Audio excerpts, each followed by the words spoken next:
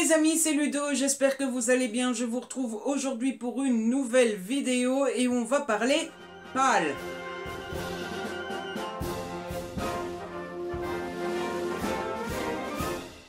Et oui, encore et toujours. En effet, on est tout doucement en train de dériver vers le mois de novembre, et qui dit mois de novembre dit qu'il reste plus qu'un mois avant Noël. Mais surtout, novembre est égal au Black November organisé par l'ami Séverine de la chaîne Il est bien ce livre. Je ne vous la présente plus, je pense que tout le monde connaît Séverine. Et comme chaque année, elle le fait, et comme chaque année, j'ai envie de participer. Vous savez que j'aime lire des thrillers, c'est pas le genre que je lis le plus, mais c'est un genre avec lequel je prends beaucoup de plaisir néanmoins. Et donc, eh bien, j'ai toujours fait honneur au challenge de ma mamie préférée. Et cette année, je ne ferai pas exception. Par contre, notre amie Séverine a eu l'excellente, la brillantissime idée de mettre une consigne qui ne va pas du tout à Ludo. Donc Ludo, il fait des siennes. Et donc je vous explique tout ça tout de suite. Séverine, cette année, il y a 4 semaines au mois de novembre. Et donc Séverine nous a donné 4 consignes. Sauf que Séverine trouvait que 4 consignes, c'était pas beaucoup.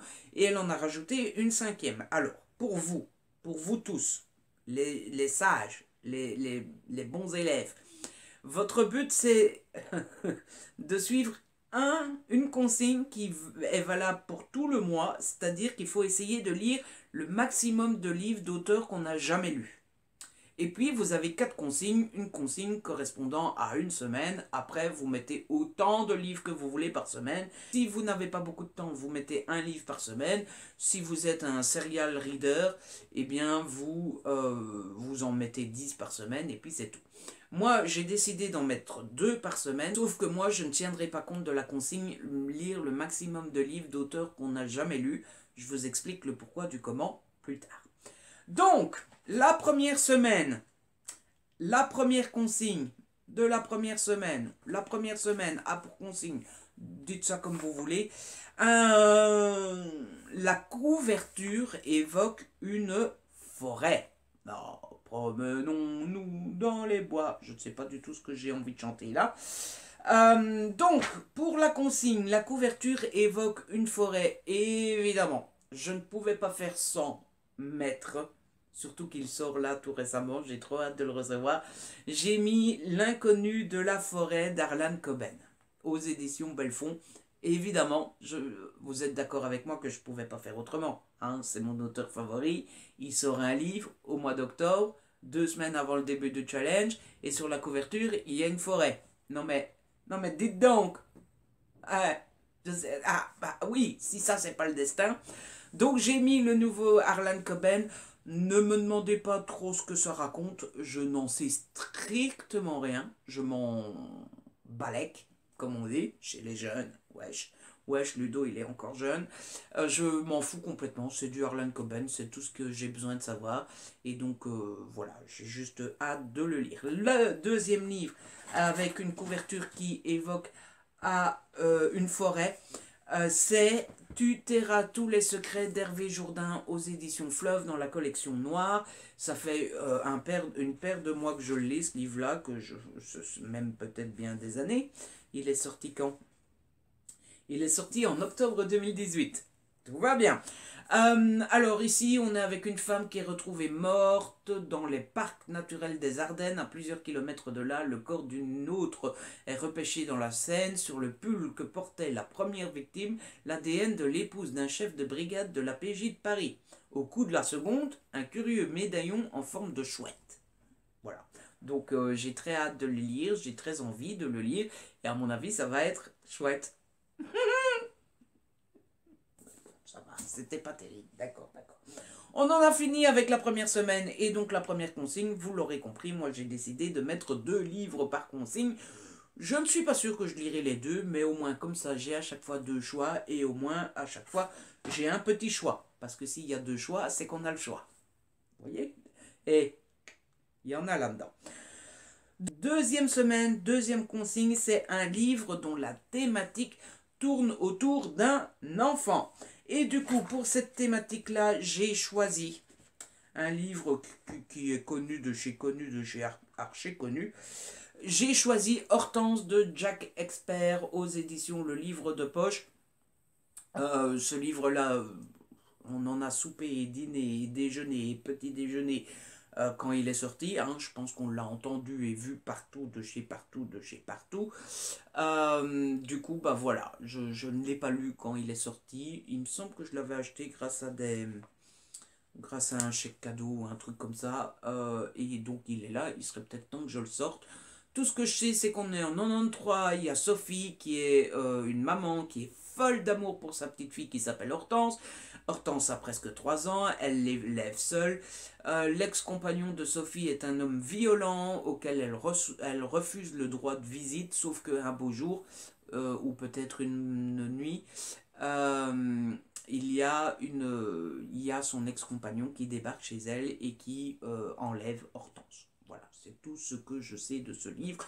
C'est déjà pas mal et à mon avis, ça doit être pas mal vu tout le foin qu'on a fait autour de ce livre-là. Et le deuxième livre que j'ai choisi pour la consigne autour d'un enfant, c'est La Nanny de Gilly Macmillan aux éditions Les Escales dans la collection noire. Celui-là, je l'ai reçu plus récemment, il me semble, mais il me semble que c'était quand même déjà début de l'année. On suit l'histoire d'une jeune fille qui est maman à son tour. Elle a une petite fille et quand elle était petite, elle avait une nanny. Une nanny avec qui elle s'entendait très bien, mais une nanny avec qui elle a complètement perdu contact. Elle ne l'a plus vue depuis des années. Et la nanny refait surface. Et donc elle est contente de revoir sa nanny, rien n'a changé, ils s'entendent toujours aussi bien. Et donc elle dit, bah pourquoi tu garderais pas ma fille comme tu m'as gardée quand j'étais petite? Sauf qu'on va se rendre compte petit à petit que la nanny, elle est un peu chelou. Elle est chelou, elle cache quelque chose, c'est pas possible autrement. Et donc, bah, tout le sel de l'histoire va être de savoir qu'est-ce que la nanny cache. Est-ce que c'est vraiment elle? Et si c'est pas elle, pourquoi est-ce qu'elle a pris la place de la nanny? Ah, suspense. Troisième consigne, troisième semaine. Le mois passe vite, c'est fou. La consigne, c'est un livre dont le titre ne fait qu'un seul mot. Et pour cette consigne-là, j'ai mis Impact de Olivier Norek aux éditions Michel Lafon. Il sort tout juste à la fin du mois d'octobre. Donc ça sera tout juste pour le lire au mois de novembre. Je ne connais rien de cette histoire. Je crois savoir, mais je préfère me taire parce que je ne suis pas sûr et donc je ne voudrais pas faire de bêtises. Et puis surtout parce que je veux laisser le suspense à ceux qui veulent garder le suspense. Mais voilà, j'ai entendu dire que le livre risque de faire du bruit. D'ailleurs, Olivier Norek a été obligé de consulter des avocats, etc. Mais bon, bref, il sort fin octobre et donc c'est juste parfait. Et le deuxième livre avec un seul mot que j'ai choisi, c'est Echo d'Ingrid Desjours aux éditions Pocket. Je n'ai jamais lu d'Ingrid Desjours, je pense. J'hésite toujours avec un livre.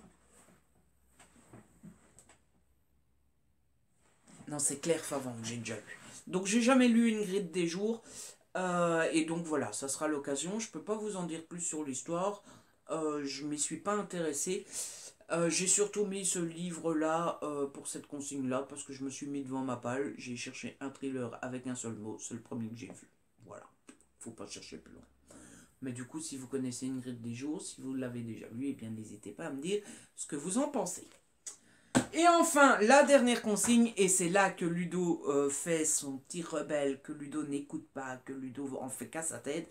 Normalement, pour la dernière semaine du mois de novembre, vous devez lire des livres qui correspondent à la consigne des thrillers historiques. Des thrillers historiques. Thriller historique, Ludo, vous voyez un peu le...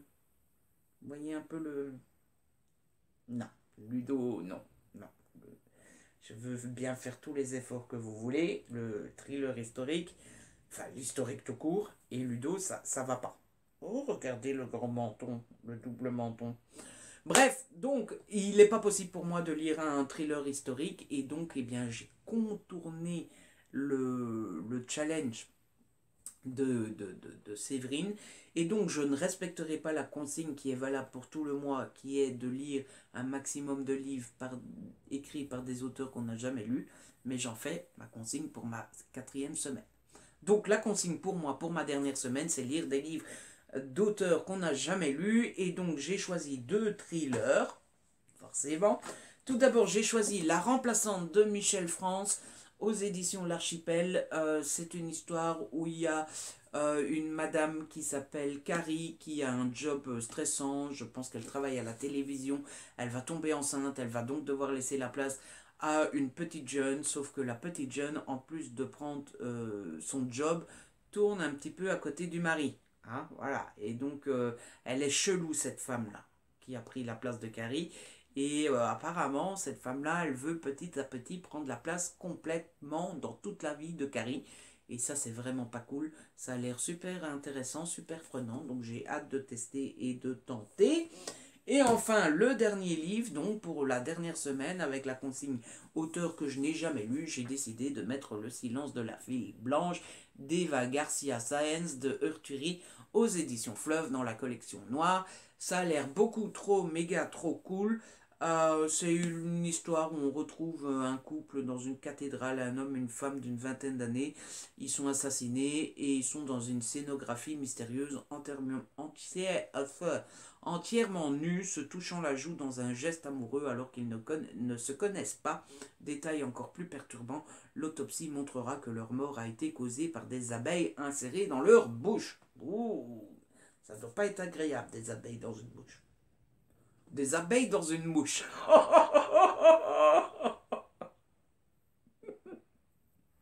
Des abeilles dans une mouche.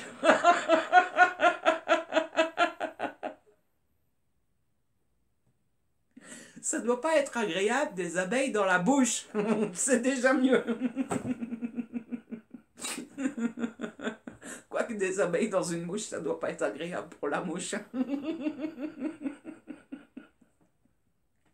Je dis vraiment que des conneries, c'est pas possible autrement. Bref, voilà, c'est la fin de cette vidéo, c'est la fin de cette palle. J'espère qu'elle vous a plu, si c'est le cas, n'hésitez pas à la liker, à la partager. N'hésitez pas à me laisser un petit commentaire, vous savez que j'adore vous lire. Si ce n'est pas encore fait, abonnez-vous, c'est gratuit et ça fait plaisir. On se retrouve très vite pour une nouvelle vidéo. D'ici là, prenez soin de vous et de ceux que vous